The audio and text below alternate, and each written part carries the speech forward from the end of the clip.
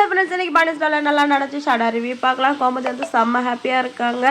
என் புருஷனே வந்து இத்தனை வருஷத்துலேயே ஆசையை நிறைவேற்றினதில்ல, நீ தான் கதிரி ஆசையை நிறைவேற்றிருக்காரு அப்படின்னு சொல்லிட்டு பையனை ஒரே கொஞ்சம் தான். இதை கேட்ட உடனே நம்ம செந்தில் வந்து கடுப்பாயிடுறாரு.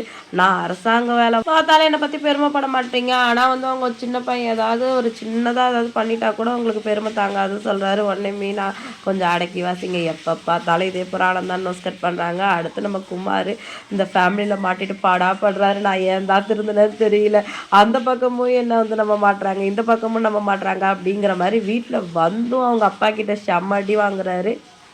அடுத்து மீனா வந்து வீட்டில் குக் பண்ணுறதுக்கு போகிறாங்க ராஜு கூட. செந்தில் இருந்துட்டு நம்ம கிளம்ப வேணாமா, குவார்ட்டர்ஸ் போகணுங்கிறதே மறந்துட்டியா அப்படின்னு கேட்கவும், இன்றைக்கி ஒரு நாள் இருந்துட்டு போங்க மாமா அப்படின்னு சொல்லிட்டு ராஜு சொல்கிறாங்க. இல்லைப்பா அதெல்லாம் சரியாக வராது, நாங்கள் கிளம்புறோம் அப்படின்னு சொல்லவும் கோமதி திட்டுறாங்க. ஏன் உன் புருஷன் வருவார், அதுக்குள்ளே அவனுக்கு புது வீடு சலிச்சிருச்சா, அதுக்குள்ளே வாழ வழி இல்லாமல் இங்கே வந்துட்டிங்களான்னு எங்களை வந்து ஏதாவது பேசுவார், அதெல்லாம் சரியாக வராதுமா அப்படின்னு சொல்லிட்டு மீனாவை வந்து கூட்டிகிட்டு கிளம்பிடுறாரு. மீனாவை வந்து அரை மனசு அங்கேருந்து கிளம்பிடுறாங்க. அடுத்து கடையில் எல்லாருமே வேலை பார்த்துக்கிட்டு இருக்காங்க. பாண்டியன் வந்து அவசரமாக ஒரு வேலை இருக்குது அப்படின்னு சொல்லிட்டு பழனிக்கிட்ட நீ கடையை பார்த்துக்கோ, நான் வெளியில் போயிட்டு வரேன் அப்படின்னு சொல்லிட்டு கிளம்புறாரு.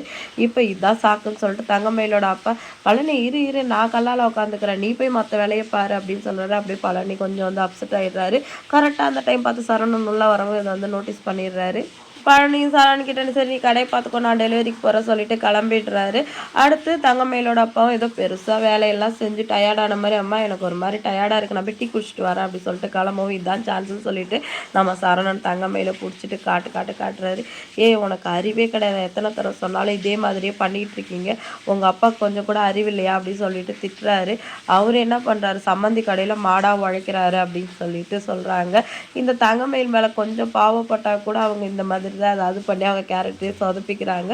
சீக்கிரமாக வந்து ஏதாவது ஒரு விஷயத்தில் மாட்ட தான் போகிறாங்க. அதுக்கப்புறம் குடும்பத்தோடு சேர்ந்து மொத்தமாக அவமானப்பட போகிறாங்க. அதுக்கு நடுவில் கண்டிப்பாக வந்து கடையில் வந்து இவங்க பண்ணுற கூத்தால் பழனிக்கும் உங்கள் வீட்டுக்கும் ஏதாவது மனஸ்தாபம் வந்து பழனி வந்து பிரிஞ்சு போயிடுவார் அப்படின்னு சொல்லிட்டு யாரெல்லாம் நினைக்கிறீங்க கமெண்ட் பண்ணுங்கள். வீடியோ பிடிச்சா லைக் பண்ணிக்கோங்க. அடுத்த ஒரு சூப்பரான வீடியோட நான் அவங்கள மீட் பண்ணுறேன். Tata by.